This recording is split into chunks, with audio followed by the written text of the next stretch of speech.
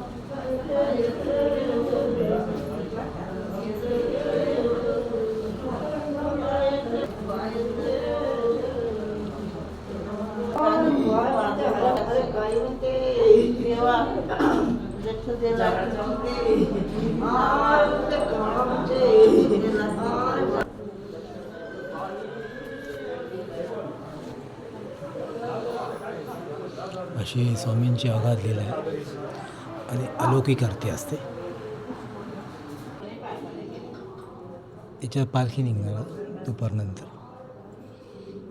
पालखी निघता निघता 3:30, 4:30, 5:30 होतात. मग रंगपंचमी चालू होते, ओरिजिनल रंगपंचमी.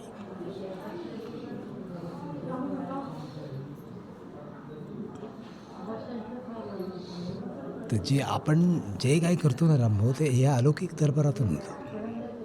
आपल्या याच्यात काही नाही.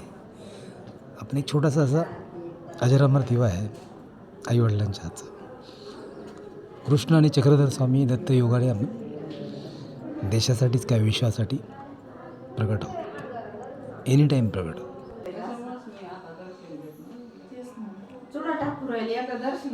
ते वडलोपार्जित कमाई आहे चक्रधर स्वामी.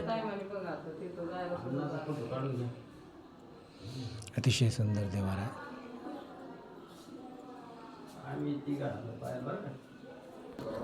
दुपारनंतर ही पालखी अतिशय दैदिप्यमान जगात असते. अतिशय सुंदर जगात असते ही पालखी.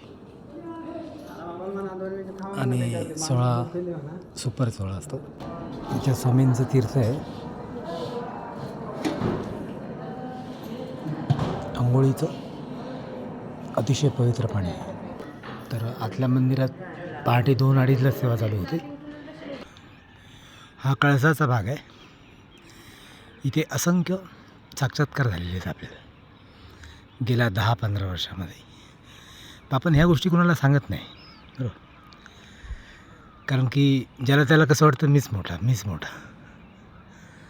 तर ठीक आहे. आणि इथे ते अतिशय लाडकं दैवत आहे. हे बघा, ह्या भागामध्ये इथे बजरंगबली आहे मोठ्या साक्षात्कारी स्वरूपात. आणि हे बघा इथे ह्या त्या लाईटीच्या आड हे बघा दिसतंय छोटंसं मंदिर, पण इतका मोठा दरार आहे ह्या देवाचा. हे बघा, ही जी लाईटिंग चमकते ना, हेच देवस्थान आहे. म्हणजे प्रल्हादाचे अति अकराळ विकराळ देव आहे नरसिंह. असा अगाध लीलेने नटलेला हा जो नाशिक आहे, त्या नाशिकमध्ये असंख्य अदृश्य सदृश्य देवता. आणि काल इकडे यात्रा होती या गावात, आणि इकडे ह्या आकाशमंडळातून तो मॅसेज आलेला आहे आपल्याला.